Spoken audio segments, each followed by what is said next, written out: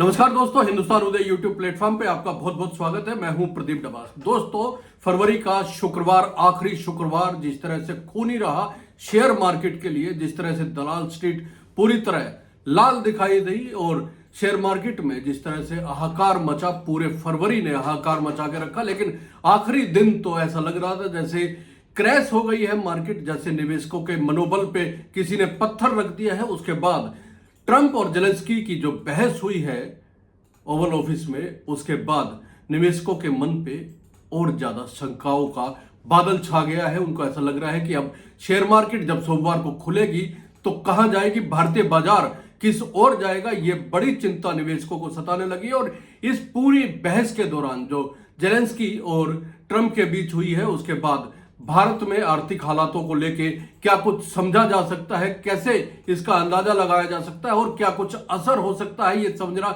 बेहद जरूरी है। क्योंकि भारत एक बड़ा प्लेयर है मार्केट के हिसाब से।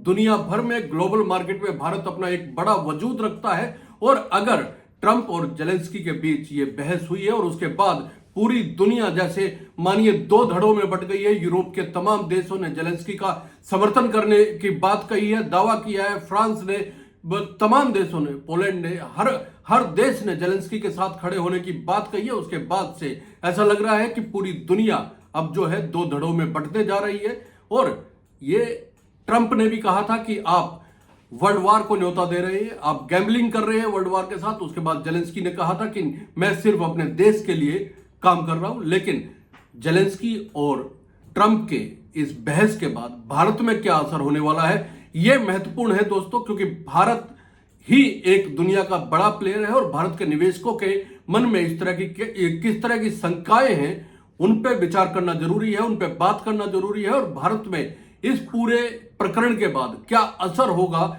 यह जानना जरूरी है। क्योंकि सोमवार आने में सिर्फ एक दिन बचा हुआ है। शुक्रवार को मार्केट 1400 अंक नीचे गई थी। 1400 अंक टूट के मार्केट बंद हुई थी। उसके बाद ऐसा लग रहा था कि 30 साल की बड़ी मंदी जो 30 साल पहले लोगों ने देखी थी, वो मंदी बाजार में दिखाई दी थी। कुछ संभलने के आसार, कुछ ऐसा लग रहा था कि शायद मार्केट में कुछ अच्छे प्लेयर्स आएंगे और मार्केट को सुधारेंगे। वरना तो मिड कैप, स्मॉल कैप और लार्ज कैप तीनों लाल हुए पड़े थे। और इसकी संभावना अब जेलेंस्की और ट्रंप की इस वार्ता के बाद और कम हो गई है कि ये स्थिति आने वाले कुछ दिनों में सुधर जाए। तो जान लेते हैं क्या क्या असर हो सकता है यूक्रेन और अमेरिका के बीच हुई इस वार्ता के बाद। पहली बात तो यह है कि अमेरिका ने यूक्रेन को अब उसके हाल पे छोड़ दिया है। यह वैसा ही है जैसे अफगानिस्तान को उसके हाल पे छोड़ दिया था, ताइवान को उसके हाल पे छोड़ दिया था, ईरान, इराक को उसके हाल पे छोड़ दिया था। अब यूक्रेन को अमेरिका ने उसके हाल पे छोड़ दिया है। यह बेहद चिंता की बात है पूरी दुनिया के लिए। और जिस तरह से यूरोपियन यूनियन के देश एक साथ आए हैं, या यूरोपीय देश एक साथ आए हैं जेलेंस्की के समर्थन में, उसके बाद यह लगने लगा है कि अब कुछ बड़ा मार्केट में ऐसा होने जा रहा है जिसका सीधा असर भारत पे होगा। और इसको लेके निवेशकों की चिंता बढ़ी हुई है। दूसरा, इस यूक्रेन रूस की वार के बाद भारत को एक बड़ा लाभ यह हुआ था कि भारत रूस के ऊपर जो प्रतिबंध लगाए गए थे, उसके बाद भारत रसिया से बड़ी मात्रा में तेल आयात करता था और उसी तेल को यूरोपीय देशों में निर्यात करता था। यह भारत की अर्थव्यवस्था के लिए बेहतर एक स्थिति बनती जा रही थी।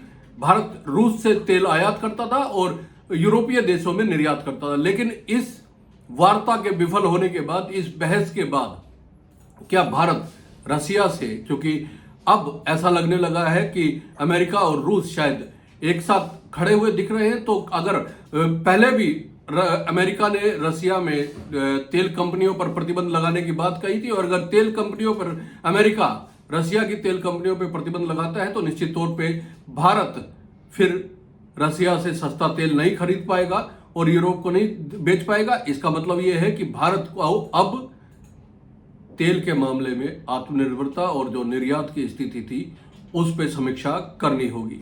इसके अलावा जिस तरह से कल बहस हुई है, उसके बाद रुपये की कीमत लगातार जिस तरह कम होती जा रही थी डॉलर के मुकाबले, उसकी संभावना भी बढ़ गई है। इससे महंगाई बढ़ने की आशंका जताई जा रही है। हम आपको बता दें कि जब हम तेल की बात कर रहे हैं तो जब से वार शुरू हुई है तब से पिछले 10 महीने में 2551 केबीडी ईंधन जो है भारत रसिया से आयात करने के बाद, रूस से आयात करने के बाद यूरोपीय देशों में निर्यात कर चुका है।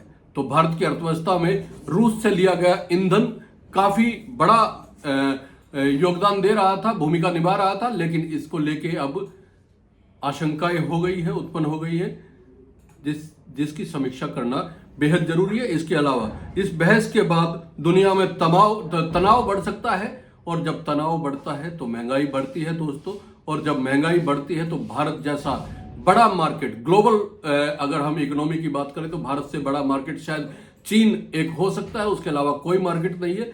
तो जब महंगाई बढ़ती है दुनिया भर में तो उसका असर निश्चित तौर पे भारत पे भी दिखाई देता है।